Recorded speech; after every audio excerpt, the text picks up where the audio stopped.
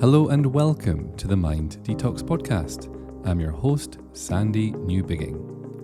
I'm a trauma-aware therapeutic coach and meditation teacher known for unifying therapy and spirituality, and I'm the author of 12 books, including New Beginnings, Mind Calm, and Mind Detox. I've also been teaching my insights and techniques via my award-winning academy for almost 2 decades. For this podcast, I usually share extracts from my Calm Clan community webinars. I'm also sometimes joined by guest experts for the occasional chit-chat. All so you can heal the hidden causes of anything problematic going on in your life, and so you can access more peace and enjoy the best life possible. I've been a monk and had to get myself out of a spiritual cult. I have a busy clinic with lots of fascinating clients, stories and takeaways. I'm usually creating a course or writing a new book, and I'm on my own journey of healing and knowing myself. So thank you for joining me for this episode. You never quite know what you're going to get, but I hope you get a lot from listening. And without further ado, let's begin.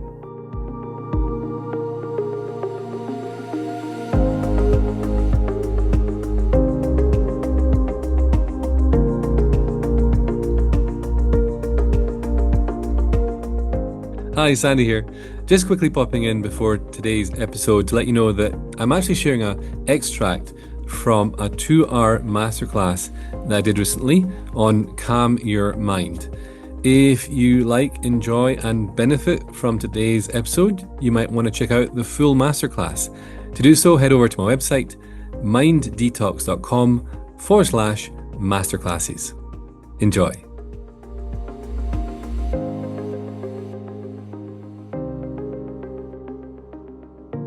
The mind is a tool, and it's a fantastic tool. I'm not here to demonize the mind or to talk negatively about the mind.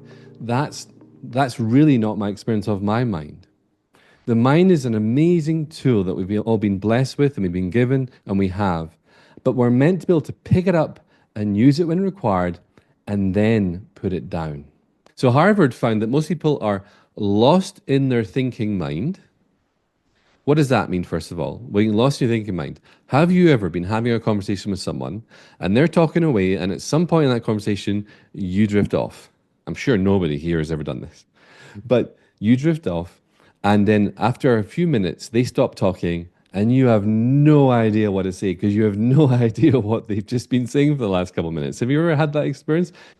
But that's a really interesting thing to be lost in thinking mind because that person, for example, was right there in front of you. Your ears were hearing the sounds that they were speaking, the words they were saying, but you weren't really hearing it. In other words, the moment is happening, but they're missing it. If you can reduce the amount of time you're lost in your thinking mind by learning how to, with the stuff I'm going to share today, return back to yourself and return back to the present moment, you're going to get more life out of your days. Isn't that amazing?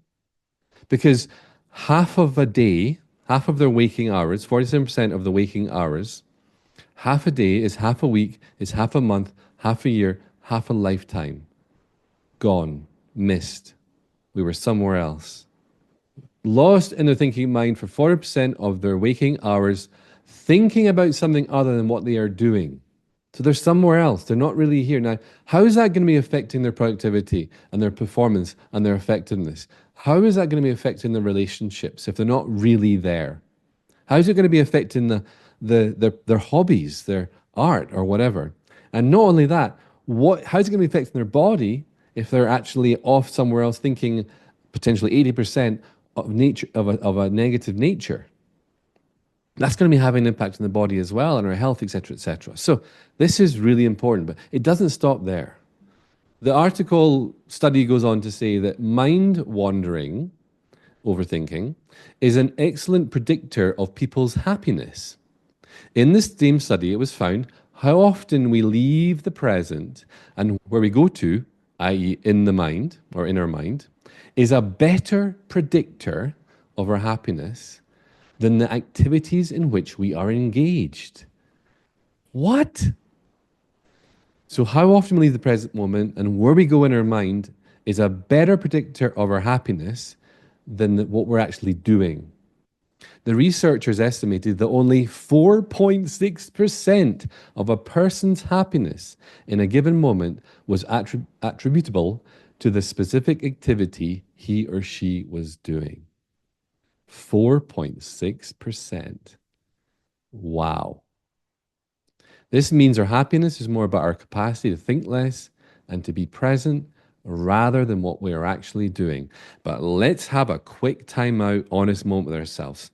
How much of our day is dedicated and focused on what we're doing and what's happening? And if it's good and what we want and going well, etc., etc. The reality is that's actually only 4.6% a predictor of our actual happiness.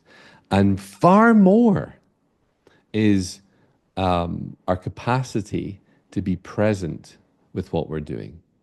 Now, this takes the pressure off life. It takes the pressure off the job. It takes the pressure off our day-to-day life. If we recognize our happiness is more about, am I present to it, or am I distracted and lost in my thinking mind? Wow. Our happiness is more about our capacity to think less and be present rather than what we're actually doing.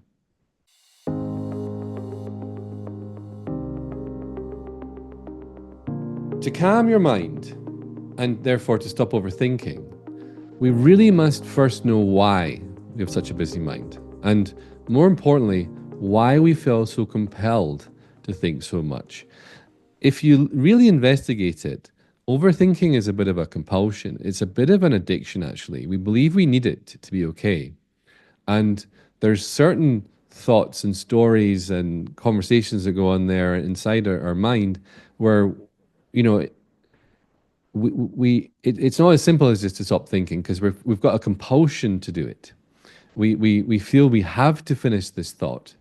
And the truth is, you never have to finish another thought in your life if you don't want to. There's no law that says you have to finish this thought, but there's a reason why we have this compulsion, okay? This need to overthink. It's a habit, it's an unhealthy habit. And some have said, even in the realms of addiction, because we believe we need it to survive and to be okay, as with other addictions. But as Anthony DeMello perfectly said, what you are aware of, you can control, but what you're not aware of is in control of you. And so if you cannot control that compulsion to be overthinking, then that overthinking starts being in control of you. And the balance of power within you has gone out. Schuiwif, as we say in Scotland. It's not meant to be used that way. The mind is a tool that you're meant to use. You're not meant to be used by your mind.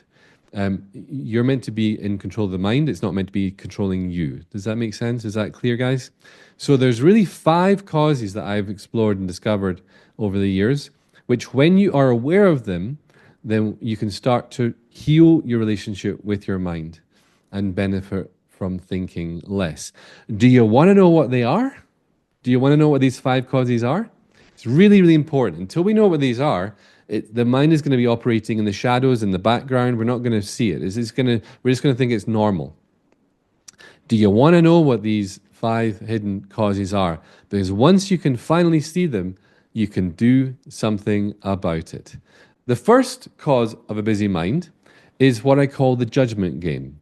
The judgment game, okay? So what's the judgment game? Well, the mind, one of the main jobs of the mind is to make sense of reality. And in order to make sense of reality, the mind very correctly uses what's called the judgment game. So an event happens, and the mind's job is to decide if it's good or bad, right, wrong, better, worse, positive, or negative. So that's a judgment game. So whatever event is happening, even now, as I'm talking, you've had many judgment game moments in the last 20 minutes or so. As you've been listening, going, okay, so is this what this guy's saying, good or bad, right or wrong, better or worse than what I already know, positive or negative? It's happening all the time. Okay. Now, if we end up on the good, right, better, and positive side of things, life is good. We have a good moment. Finally, the planets have aligned and the moment is aligned with my mind's desires and my mind's expectations of what it thinks should be happening. And these are golden moments because they don't, the planets don't always align that often exactly how our mind was expecting. But if we're lucky enough to get on the good, right, better, and positive, we'll have a good moment. However, if we end up on the bad, wrong, worse, and negative side of things, we end up with what's commonly called a problem. Okay, that is essentially a problem. This is bad, this is wrong, it's worse, it's negative. Okay? Now, when we have a problem, when the mind decides and judges something as a problem, it immediately gets busy, okay? And it does three things. And let me know which your speciality is for you.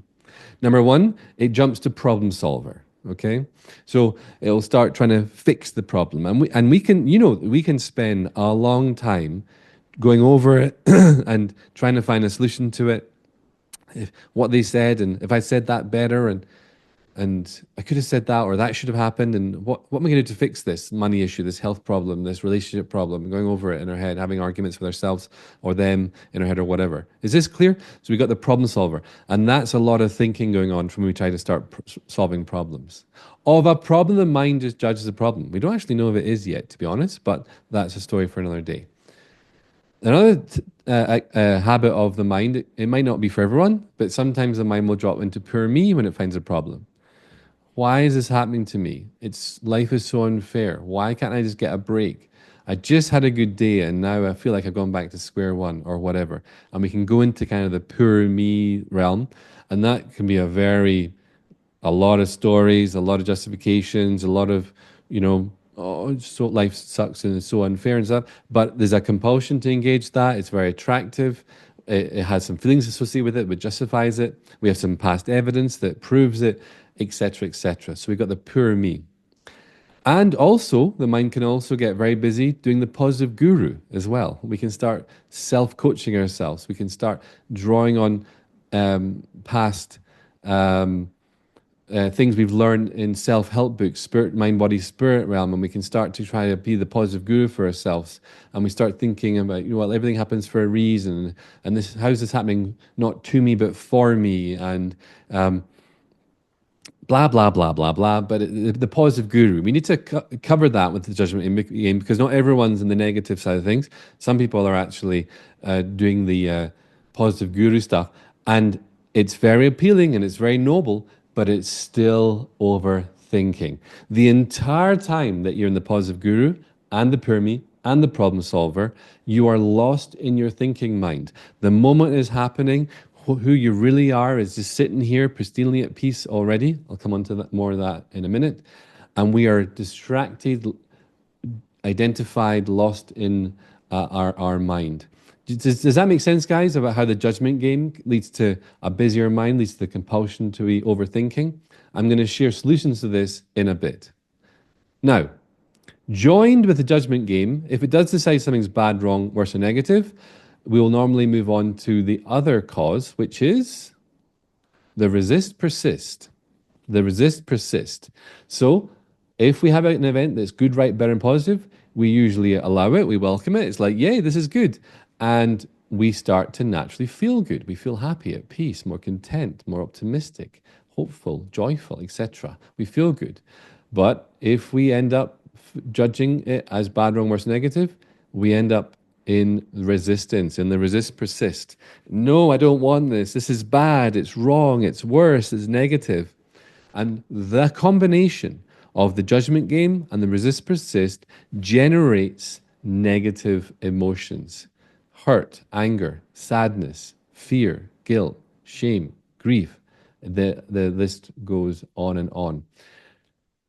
Upon noticing these negative emotions in the body, the mind becomes active again. And we can feel compelled to engage that activity. And here are the three main questions the mind asks upon noticing a negative emotion in the body. What am I feeling? So if you ever have a label for how you're feeling, I promise you, you've already answered that first one unconsciously without realizing. If you know what you're feeling, hurt, angry, sad, pissed off, or whatever, you've already answered that first question at the unconscious level. The next question the mind asks is, why am I feeling this way? I'm feeling this way because of what they just said to me, what's happening in the world, what's happening in politics, what's happening in my bank balance, what's happening in my health, or whatever. The mind has an amazing ability to point away from itself as the cause of the bad feeling and say, I'm feeling this way because of that over there, or my body, or whatever. Okay? The reality is, we're feeling bad because we've just judged something and we're resisting it. Okay? We just judge something and we're resisting it. That's the mechanics behind the scenes. But the mind's going to point over there and we're going to get busy over there, fixing, changing, improving X, Y, or Z. Because the third question is, how can I feel better? And so that's where we get back to problem solver. We get back to like trying to get ourselves feeling better, thinking better, etc., etc. So the resist persist is very tied to the judgment game. It's more linked with the emotional side of the judgment game because when we judge it, we then often automatically resist it. And we get busy. What am I feeling? Why am I feeling this way? How can I make this feeling go away? And we can spend hours, days, or weeks caught up in the resistance. The resist persists. And remember, what's that classic phrase, guys? What you resist persists. So whatever you're resisting in your life will usually continue. But also, if we're in that resistance, the negative emotions will usually continue as well. Okay. Now, the same event can happen to two different people, and they can have different judgment games, and therefore, one person might resist it, one person might welcome it. That will determine how they're feeling and their mental wellness in any given moment. Isn't that interesting, guys? I'm talking a bit beyond causes of busy mind right now. I'm talking about the mechanics of feeling good or not so good. Okay? Now, connected to the resistance is the attach catch. So, another cause of the busy mind is attachment. Now, that's a well known spiritual concept and phrase. So, what is attachment? Attachment is where our desires and our wants, which are beautiful, desires and wants are wonderful.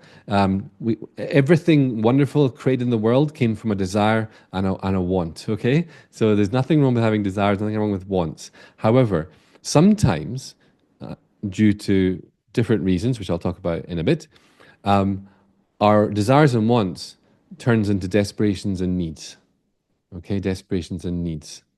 Okay, I know desperations needs seems like a big dramatic word, but if we're honest, it gets to that level.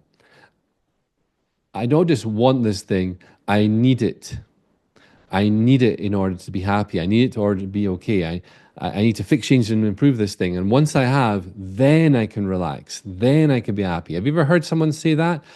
Oh, life's really hard right now. I'm really stressed. But once I get this done, then once that's fixed, then there's usually, once that's X, then there's usually attachment in there. Okay.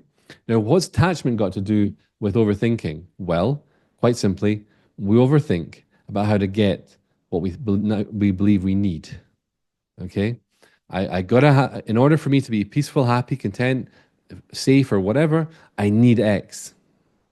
And just think about that. The mind is naturally going to get its teeth into that and go, right, well, let's figure out how to get it. And we can be doing a lot of thinking in order how to get that thing we need. So the attach catch gets us caught up in a lot of thinking about how to get what we believe we need.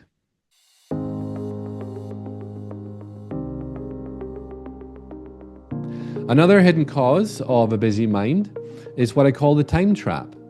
And the time trap is an interesting one. It's not just the thinking about the past and future, which obviously we can get caught up thinking about the past and future a lot.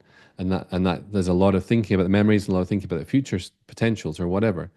But the attached catch is believing that the past future is real, required, and relevant. When we have a thought about the past, we have almost like we believe we have to think about it, reminisce about it, dwell on it, go over it, try to fix it, although it's happened and there's no, it's happened. But the mind can go over and over it. Or the future. A thought comes about the future and I have to now think about all the plans and all the ways I'm going to get something done or whatever. Hear me, I'm not saying you can't plan. You're going to learn if you play with what I'm going to share with you here to how to stay present and plan simultaneous, okay? Nothing requires you to leave the present moment. Nothing. But there's a belief in many of us that tells us we have to leave the moment because It's real, required, and relevant. Okay? So we can get caught up for hours in the time trap. And finally, the fifth hidden cause of a busy mind is the control keeper. The control keeper. And this is a bit more of a subtle one. It's a bit, you could say it's a bit more of an advanced one when you come to try to heal it or overcome it. But essentially, believe it or not, we leave the moment to control something. There was this moment where I was really conscious of being present, being here, and I was conscious of that movement away. And I saw at the underneath, every time I was leaving the present moment, I was going into my mind to ultimately control something.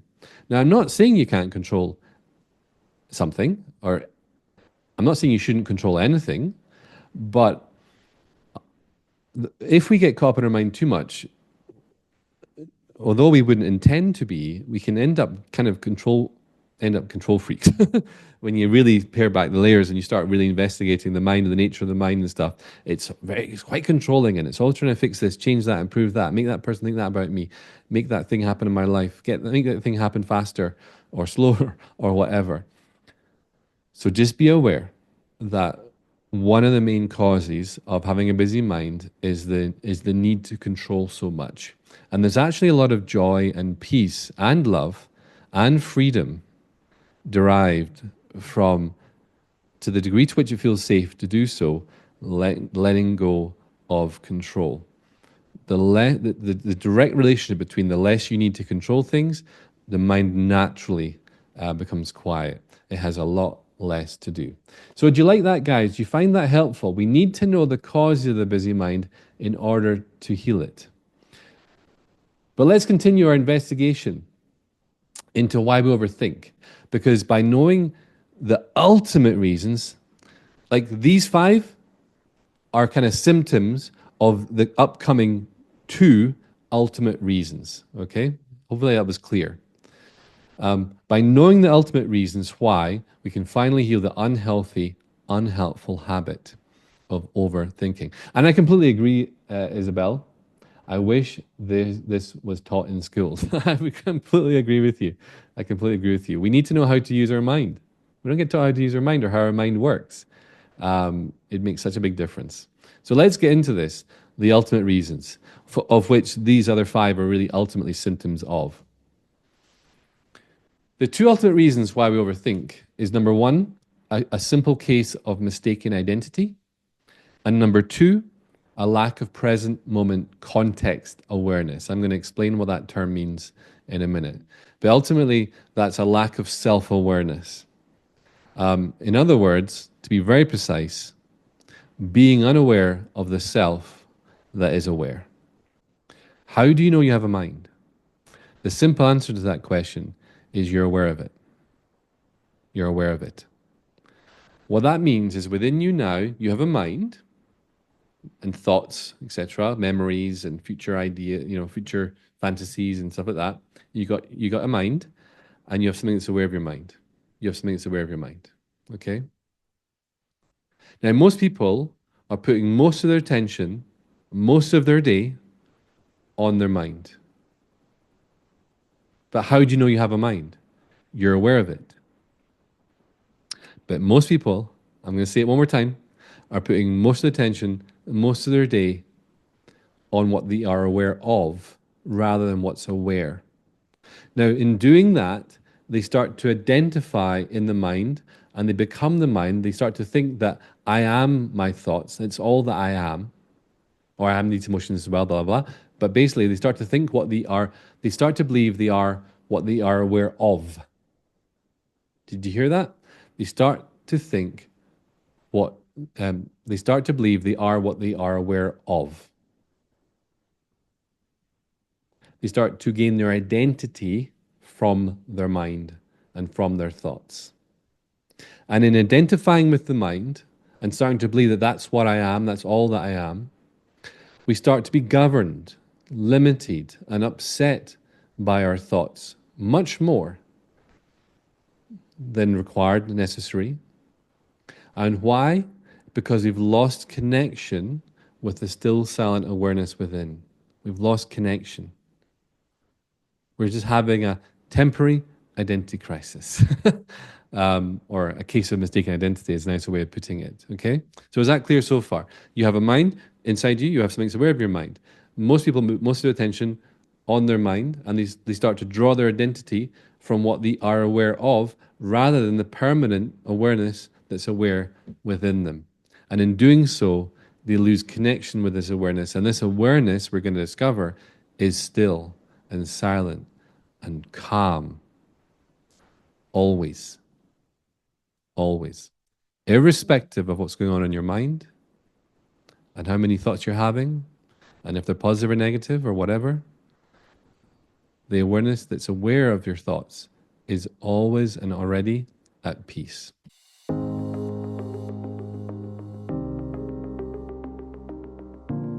So you have thoughts, but you're not your thoughts. The mind is really a thinking about tool. And what we need to recognize about the mind is that if we want to get more present, we're not going to be able to use the mind necessarily to do that.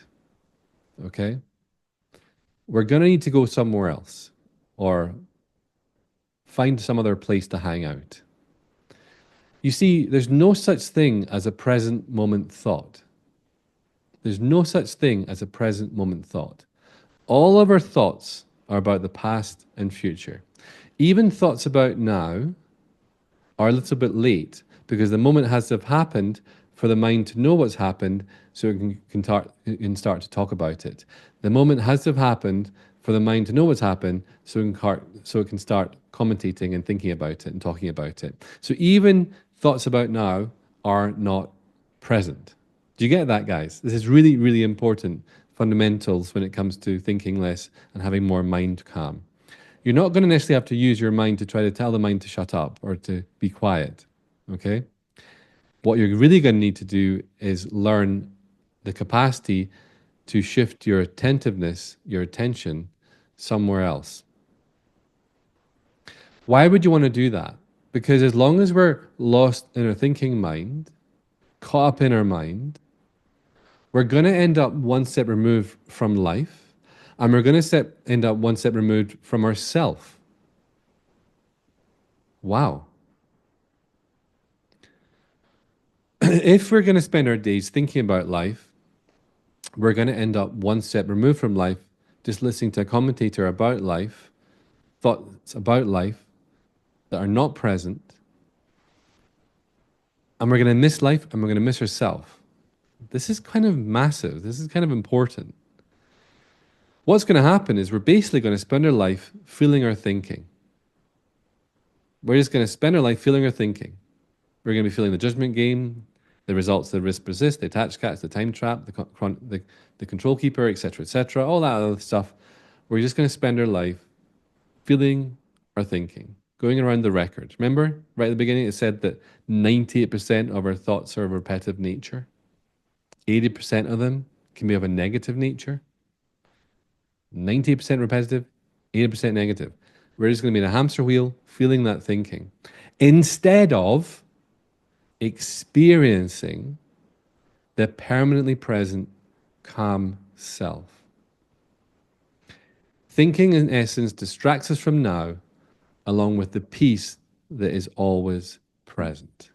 So I'm here basically saying that within you now, there's this awareness, and that awareness is at peace, and you can learn to rest into that awareness, be self-aware, and in doing so, naturally you'll disengage the mind, naturally you'll stop overthinking, and naturally you'll become back to being yourself and experiencing the present moment much more. Okay, so that's a pretty cool thing.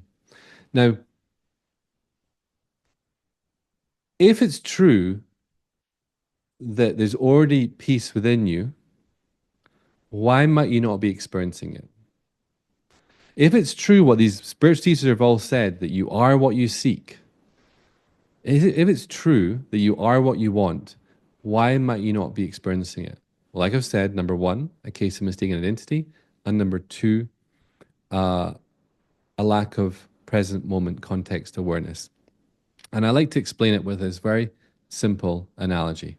I want you to imagine we could go outside and find a nice park and lay down, and it's a beautiful blue sky day, and we're all just looking up at this big blue sky. And we're just taking in this big blue sky. And because of the universal law that you feel what you focus on, as we're focusing up on this still, silent, vast sky, we're feeling that. We're feeling more calm, expanded, at peace. It's lovely. But then a bird flies across the field of vision.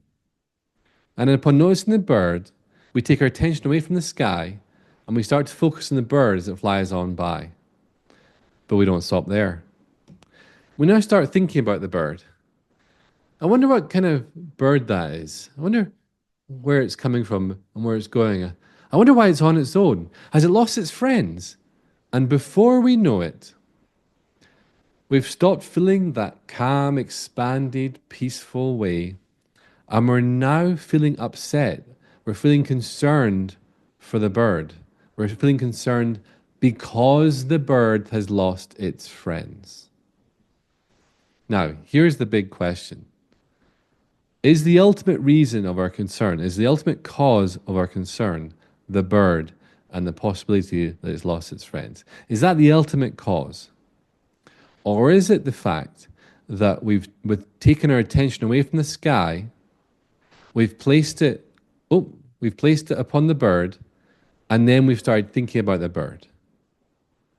Is that not the real reason why we've started feeling concerned right now?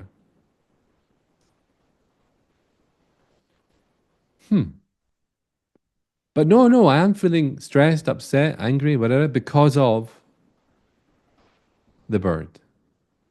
No, the reality is you're feeling that way because you've taken your attention away from the sky, you put it on the bird, and you started thinking about the bird. In other words, bringing this back to what we were saying before, we're feeling what we're feeling if it's not at peace because we've taken our attention away from ourselves, we've taken our attention away from this awareness, we've put it on the mind, and we've identified and started thinking. But here's the good news. Irrespective of how many birds there are flying around your sky, this infinite awareness, this infinite sky is always present. This infinite awareness is always present. And what this means is, irrespective of the quality or quantity of our thoughts, it is possible to experience the calm of our own conscious awareness alongside these birds. You see, when the birds were there, the sky didn't stop existing. The sky was still there, the context was still there, and the content of the birds was just flying around. They both exist all the time, simultaneously. But it's very common for us to forget that that infinite sky exists, that infinite peace, that awareness, that still, silent, precious presence exists within us because we get too distracted by our mind and our thoughts and thinking. But if we can just remember that this exists simultaneous, something magical happens. We experience peace and mind, peace and thoughts. There's great freedom in this, great freedom indeed. So in summary, before the break, thinking makes us miss now and our calm self. There's a famous spiritual quote, "You are what you seek," meaning if you want peace, you are peace. If you want joy, you are joy. If you want love, you are love. So I'd like you to just take a moment before our break just to consider, what do you want more than anything else? If you had a magic wand and you could have one thing, what would that one thing be? What would that be if you could have a magic wand and you have one thing? You are what you seek. If you want peace, you are peace. Well, that makes more sense. That makes a lot of sense of what we're talking about right now, because there's an inner, quiet, silent presence and awareness that is innately at peace. And I'm going to talk more about that after the break. If you want joy, you want joy. What does that mean? Well, when we're not so caught up in our mind, when we're not so caught up in thinking, and in the judgment game, the resist, persist, the attach, catch, the time trap, and the the control keeper, when we're not caught up in all of that, when that is put to rest, when we've withdrawn our attention of it, we've brought it back to the present moment, and we're resting in the still silent awareness, which is content, which is just like completely content and at peace. There's no reason not to be joyful. There's nothing talking us out of it anymore. And what you'll find is joy will naturally, spontaneously arise. It's a natural, it's innate. Okay? That's why if you want peace, if you want joy, you are joy, for example. When you stop identifying in what you're ultimately not, and you start resting in this permanent self, I call it the calm self, what naturally rises is joy. And also, if you want love, then you are the love that you've been looking for. Why is that? Because when you're no longer caught up in the judgment game all the time, the resistic, etc., you start to discover unconditional. You start to discover beyond reason, logic, conditions and criteria. You start to discover that the fragrance of your very being is love. It's a presence of unbounded, all-embracing love. And that is existing alongside at all times, sometimes the very necessary critical conditions, judgments, etc. Don't get me wrong. It's not an either or, it's a both, okay? But we can start to experience ourselves as this presence of love. Wow, pretty cool. So what if what you want and who you are ultimately the same thing and found in the same place?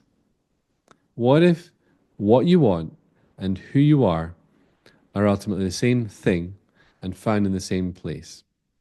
When you find what I call your heart's highest hope, which is this thing that you want more than anything else. Thank you, Carolyn, for saying inner peace. That was your heart's highest hope. When you find your inner peace, for example, you find yourself. Said differently, when you find yourself, you find your inner peace. Some of you might have had different answers to that. What do you want more than anything else? It could be love. When you find yourself, you find love. When you find love, you find yourself. Same. This is very good news. Because I'm not telling you have to become anything or do anything in order to become something new, better, or different. I'm saying it's actually about learning to find the innate self.